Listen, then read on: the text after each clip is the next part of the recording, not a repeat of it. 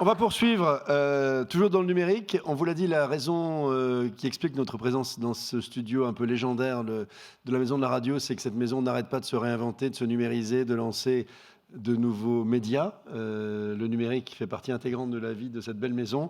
Et on a la chance d'avoir Laurent Frisch, grâce auquel nous sommes là aujourd'hui, qui est directeur du numérique de Radio France, qui a lui aussi une vingtaine de minutes pour nous faire part de la mutation numérique de cette belle et grande entreprise. Merci Laurent de nous accueillir et bienvenue. Merci, bonjour à tous. Bienvenue à la Maison de la Radio. Donc, je suis Laurent Frisch, effectivement. Je suis le directeur du numérique de Radio France depuis 1 an et demi. Alors, Radio France, vous connaissez certainement un petit peu les chaînes de radio. Je vais vous dresser rapidement le portrait de cette maison qui a en fait 3 grands métiers. Le premier étant la radio, avec 6 chaînes nationales, que probablement un certain nombre d'entre vous écoutent. France Inter, France Info, France Culture, 3 chaînes parlées, 3 chaînes musicales également. France Musique, FIP, Move, et au-delà de ces 6 chaînes nationales, un réseau de stations locales, France Bleu. L'ensemble de ces chaînes touche un public de 14 millions d'auditeurs quotidiens, ce qui représente à peu près la moitié des Français sur une base mensuelle. Est-ce que c'est beaucoup, pas beaucoup pour un service public? Je ne sais pas. Ce que je sais, c'est que la plupart des Français contribuent à nous financer au travers de la contribution à l'audiovisuel public, qui finance également France Télévisions, Arte, l'INA, TV5 Monde. Et pour vous donner un ordre d'idée de ce que nous coûtons, c'est environ 2 € par mois par auditeur sur une année. C'est cher, c'est pas cher. Chacun d'entre vous, en tant qu'auditeur, se fera son idée. C'est le premier métier, la radio. Le deuxième métier, c'est celui de créateur culturel, créateur musical, au travers de 4 formations musicales, 2 orchestres symphoniques et 2 formations de chant, une professionnelle et une amateur. Un troisième métier, qui fait que vous êtes là d'ailleurs aujourd'hui, c'est celui d'exploitant de lieux, exploitant de salles, la Maison de la Radio, qui donne donc des concerts, des émissions en public et accueille toutes sortes d'autres événements, des formations, des ateliers pédagogiques, des visites culturelles, des expositions parfois, des défilés de mode, des séminaires d'entreprise, etc. Ce sont les 3 grands métiers de Radio France, le premier étant évidemment majeur dans l'occupation des 4500 ou quelques salariés de Radio France, c'est la radio. Et oui. En fait, quand je suis arrivé à Radio France il y a 1 an et demi, ça ressemblait plutôt à ça. Et c'est plutôt comme ça que j'ai trouvé le numérique ici, dans un état dans lequel... Alors on ne voit pas très bien, si on voit, il y a un incendie à la Maison de la Radio, vous vous en souvenez, c'était il y a 2 ans. Ce jour-là, moi, je passais un entretien d'embauche à la Maison de la Radio, et j'arrive et je vois qu'il y a le feu, et ce n'était qu'une image finalement de ce que nous traversons ici en permanence, à savoir des turbulences fortes qui touchent d'ailleurs tous les médias pour des raisons différentes les uns des autres, la presse, la télé, la radio. Et ce dont je vais vous parler assez rapidement aujourd'hui, c'est du point de vue de la radio, ce qui nous arrive, ce qui peut s'appliquer presque à la lettre pour la télévision et en l'adaptant un tout petit peu à la presse. Et ce dont je vais vous parler s'applique aussi bien à un média de service public qu'à des médias privés, néanmoins avec un certain nombre de différences, qui est que notre financement ne subit pas les aléas du marché, mais subit d'autres aléas qui sont si on peut parler d'aléas, les aléas politiques. Je vais d'abord vous parler d'un changement majeur de conception de notre vie à nous, les médias. Alors là, il y a des projecteurs et c'est très bien. Je ne vous vois pas très bien, mais je vous devine. Et je vous ai vu un petit peu tout à l'heure, une population plutôt masculine, un peu tous les âges, probablement CSP+, ou plus. Mais j'en sais pas plus sur vous et je vous tiens un discours que j'essaye d'avoir ciblé correctement. C'est typiquement une position de médias. Parler, moi, vers un ensemble pluriel et devoir assumer que je sers le même discours à chacun à un instant donné. Vous n'avez pas le choix de me zapper, si ce n'est partir, donc comme éteindre la télé ou la radio, ou attendre attentivement ou écouter attentivement ce que je raconte. C'est ce qui se passe symboliquement quand on diffuse du haut de la Tour Eiffel que vous voyez sur cette image, qu'on soit télé ou radio. On parle d'en haut à un bassin d'à peu près 10 millions de personnes de la Tour Eiffel, et la télé comme la radio utilisent dans les 500 points de diffusion en France, des points hauts, qui diffusent du hertzien, en analogique, encore très majoritairement de façon écrasante pour la radio, c'est la FM, ou en TNT de façon exclusive pour la télévision, et on n'a pas de voie de retour. Je ne sais pas ce que vous pensez de moi, peut-être que pour certains d'entre vous, vous tweetez et je pourrais le suivre en direct. C'est d'ailleurs ce que font les programmes télé et les programmes radio dans ce qu'on appelle la social TV, social radio, mais le font relativement peu et ça change relativement peu le cours des programmes. Vous pouvez tweeter ce que vous voulez. Patrick Cohen, le matin, recevra quand même son invité à 8h20, lui posera quand même les questions qu'il a prévu de lui poser et à certains moments prendra des questions d'auditeurs qui appellent au téléphone ou qui écrivent sur les réseaux sociaux. Le changement principal, c'est que cet auditeur, ce téléspectateur pour la télé, cet auditeur pour la radio, est de plus en plus en train de devenir un utilisateur qui se sert de ça, un téléphone mobile, comme de sa télécommande média. Le téléphone mobile sert à plein de choses, vous le savez. À peu près 70% des Français en sont munis, un peu moins en vrai et un peu plus si on inclut les tablettes. On partait de zéro en 2008 et je ne crois pas connaître une technologie qui ait pénétré aussi vite dans les usages et les habitudes d'une population et à aussi grande échelle, c'est-à-dire à échelle planétaire. Je pense que tout le monde parmi vous a un smartphone, ou je me trompe? Bon, vous surreprésentez évidemment l'usage des smartphones, mais alors je vais juste donner des chiffres que j'ai vus qui venaient d'IFOP, je crois, si je ne dis pas de bêtises, qui datent un peu d'il y a 2 ans, et qui disaient que 50% des utilisateurs de smartphones dormaient avec leur smartphone à portée de main. C'est votre cas aussi? Donc il y a une minorité qui s'exprime, une minorité de non. J'imagine que la majorité silencieuse dit oui. Ou approximativement. En tout cas, c'est une étude sur la population française. J'en fais partie, moi. Je ne fais pas partie de la seconde catégorie, les 30% de possesseurs de smartphones qui dorment avec le smartphone dans leur lit. Vous râlez, mais vous êtes des menteurs. Certains d'entre vous le font. Pourquoi? J'en sais rien, par contre. Peut-être que vous envoyez un dernier mail, vous écoutez un podcast ou de la musique sur Deezer, vous jouez à un jeu, vous mettez à jour votre statut Facebook ou vous postez un tweet. Je ne sais pas très bien ce que vous faites, mais probablement qu'un certain nombre d'entre vous le font quand même et font d'ailleurs à peu près la même chose comme première action en se levant le matin, de consulter votre mail, Twitter, Facebook, regarder les infos, les alertes qui sont tombées pendant la nuit, etc. Alors peut-être pas tous, mais en tout cas, c'est un usage qui n'existait pas il y a 8 ans et qui aujourd'hui est devenu majeur. Le smartphone sert à tout dans la vie. Quand on part du boulot le matin et qu'on se rend compte qu'on l'a laissé à la maison, ce qui arrive rarement parce qu'on est habitué à le prendre avec soi, c'est la panique. Et on est prêt à louper généralement son premier rendez-vous pour revenir le chercher parce qu'on aura du mal à suivre son agenda, à rester contactable, joignable et à soi-même contacter les autres si on n'a pas cet appareil. L'usage d'Internet est devenu mobile aujourd'hui, à peu près 60-70%. Pour ce que nous constatons sur les sites de Radio France, c'est plus de 60%. Mais dans des épisodes particuliers, par exemple les attentats du 13 novembre, des sites d'infos comme France Info ou France Bleu ont concentré près de 3/4 de l'usage sur les mobiles. Vous savez, quand ce genre de choses arrive, vous voyez une explosion de la fréquentation, et elle est très très majoritairement mobile. Le numérique est déjà fondamental aujourd'hui pour la radio, plus encore que pour la télé, puisque vous avez vu la Tour Eiffel sur la planche d'avant. La Tour Eiffel sert à peu près 10 millions en bassin potentiel d'auditeurs. Le numérique sert à peu près autant en streaming aujourd'hui, en streaming de la radio. Le numérique représente à peu près 10% de le streaming de nos chaînes de radio. Le simple streaming, le simple fait de mettre une radio en ligne sur Internet représente 10% de l'écoute totale de la radio. Et c'est très différent d'une chaîne à l'autre. Pour une chaîne comme France Musique, c'est beaucoup moins. FIP fait 3/4 de son audience sur les supports numériques. Donc on est face à des auditeurs dont les pratiques changent. On a la chance, dans le média radio en général, et pour les radios pas trop jeunes publics que nous sommes, d'avoir un usage assez conservateur. C'est beaucoup plus dur pour des radios musicales qui touchent les 15-25, pour des radios parlées qui touchent un public un peu plus âgé, l'usage reste, voire se renforce, l'écoute de la radio classique.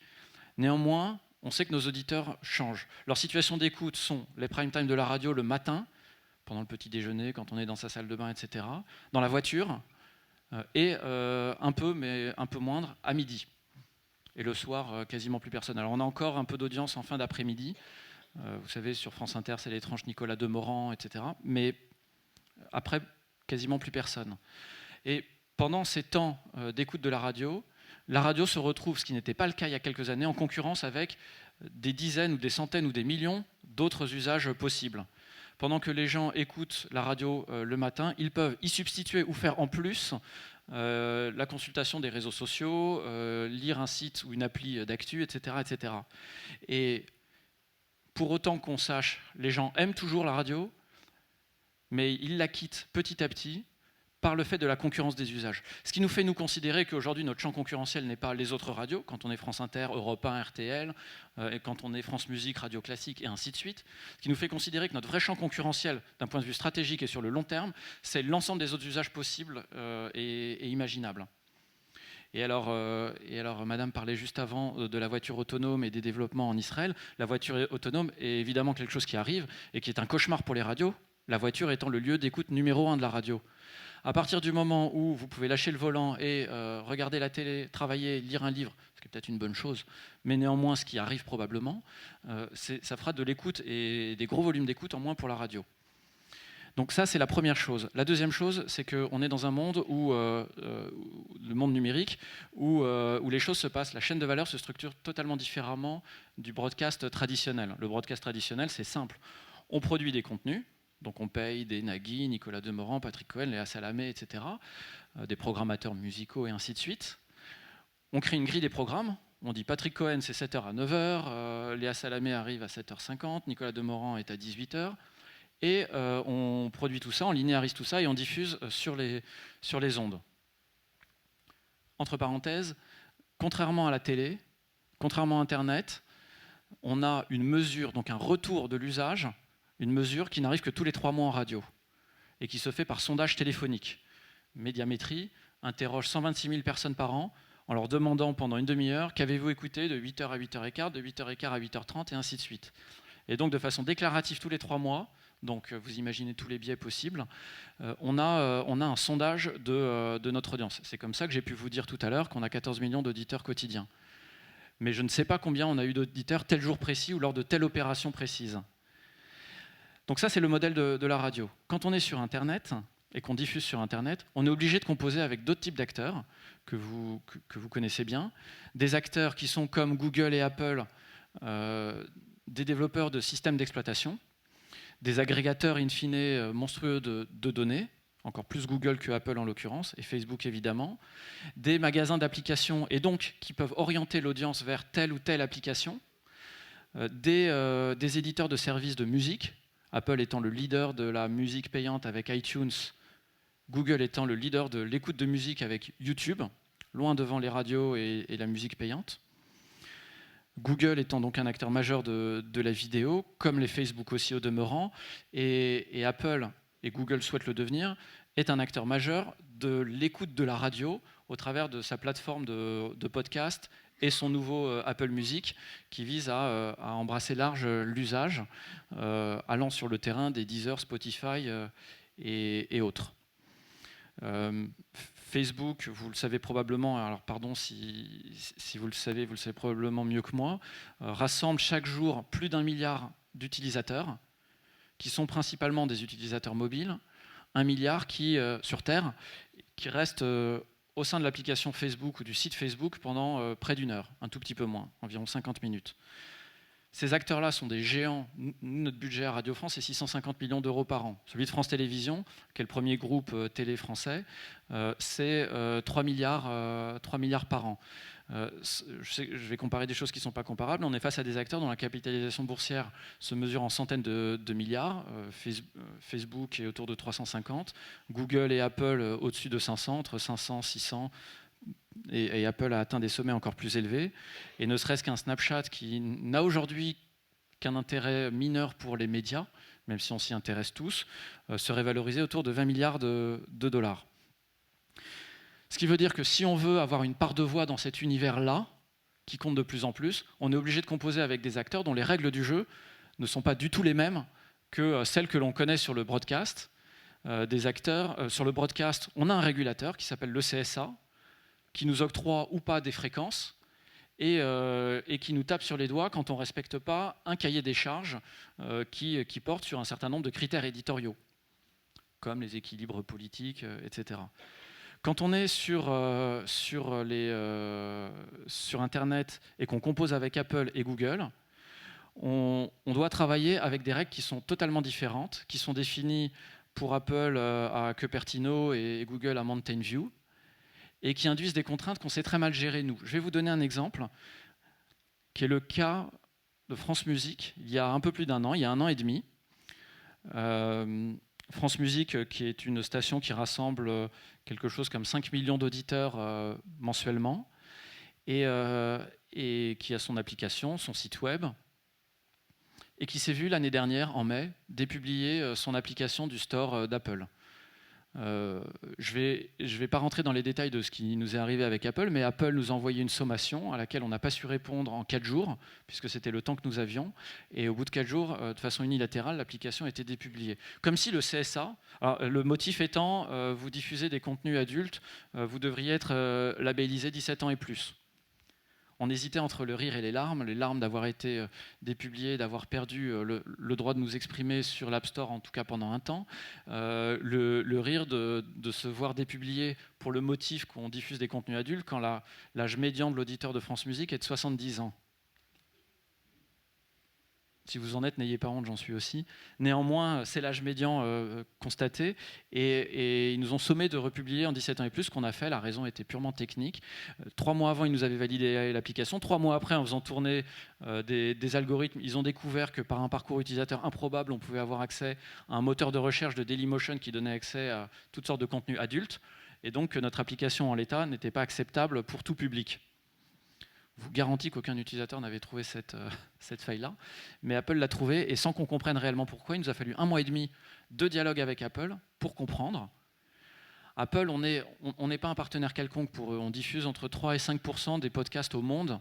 Pour Apple, on est un des acteurs avec lesquels ils acceptent encore de discuter, un acteur média, et pour autant, ils ont dépublié notre application sans nous passer le moindre coup de téléphone, alors qu'on discute régulièrement avec eux, de mise en avant dans le store, etc.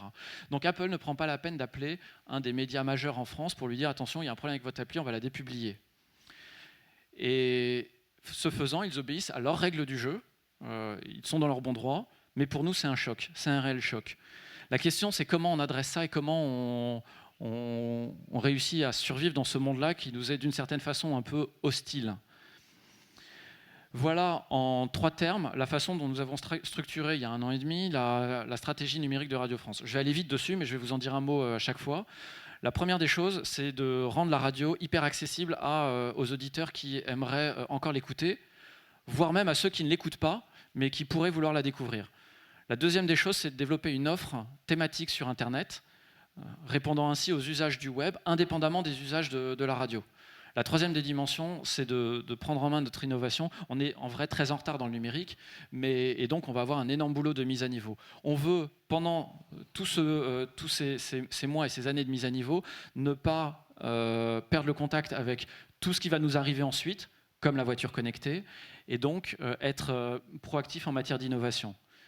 Je ne vais pas m'étendre sur ce qu'on fait, simplement sachez qu'une des révolutions qui n'est pas nouvelle dans les médias, dans l'Internet, etc., mais qui est nouvelle pour les gens ici, pour les salariés, et donc collectivement pour nous, c'est le fait de penser d'abord à des gens qui viennent nous écouter ou nous lire depuis des terminaux mobiles. Et c'est seulement depuis la semaine dernière que l'intégralité de notre offre est compatible avec les mobiles. Alors qu'on est en 2016 et que vraisemblablement il aurait fallu le faire il y a déjà 5 ans. La deuxième chose, c'est d'embrasser notre distribution sur des plateformes tierces en y allant sans état d'âme. Facebook en premier lieu, sur lequel on a régulièrement, et au travers du format vidéo, des reach, c'est-à-dire une couverture des auditeurs plus importante qu'en FM, sur des moments très ponctuels, sur des usages très différents. Mais pour vous donner cet exemple, les humoristes de France Inter trouvent régulièrement un public plus important sur Facebook qu'à l'antenne FM, et ça a été réellement un choc pour nous quand nous l'avons découvert il y a 1 an. La deuxième chose, c'est de développer des offres au code du web, en oubliant un moment qu'on est une radio, même si la radio nous aide à produire des contenus. En développant des offres autour de l'information, il ne vous aura pas échappé qu'on a lancé avec France Télévisions un projet en commun qui s'appelle France Info et qui est devenu un média global télé, radio et numérique, autour de la musique et de nos 3 chaînes musicales, et des savoirs, une offre de savoir un peu encyclopédique avec un angle assez différent de Wikipédia, en s'appuyant sur ce que produisent France Culture et dans une moindre mesure France Musique et France Inter. Je vous parlais d'innovation. La voiture autonome ou plus modestement la voiture connectée, qui sont des réels champs d'investigation pour nous et de travaux avec les constructeurs automobiles et avec les fabricants de terminaux embarqués dans les voitures, pour savoir quelle sera notre place demain, alors qu'elle est prédominante aujourd'hui, quelle sera notre place demain dans l'habitacle. Un travail de fond sur les contenus et les nouveaux formats. Et un mot, parce que c'est une originalité à Radio France, d'avoir une maîtrise technologique de techniques de spatialisation du son qui vous permettent au casque ou dans une grande salle de spectacle ou sur un système 5.1 d'avoir une restitution totalement tournante autour de vous du son.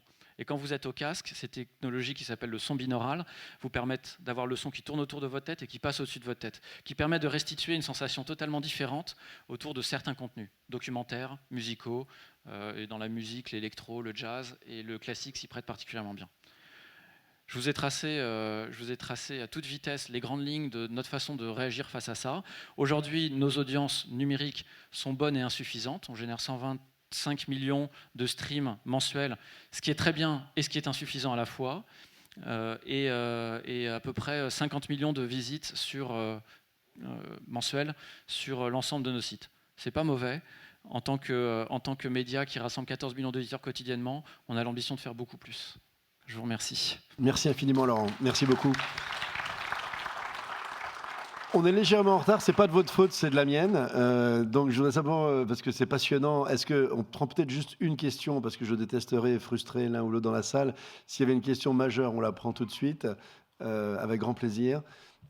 Parce que je suis désolé que vous m'avez vu arriver, vous avez dit tiens, il faut que j'accélère un peu, je sais qu'il y avait beaucoup d'autres choses à dire dans votre présentation. Allez, on prend une question de madame, et puis ensuite on accueillera nos deux prochains invités.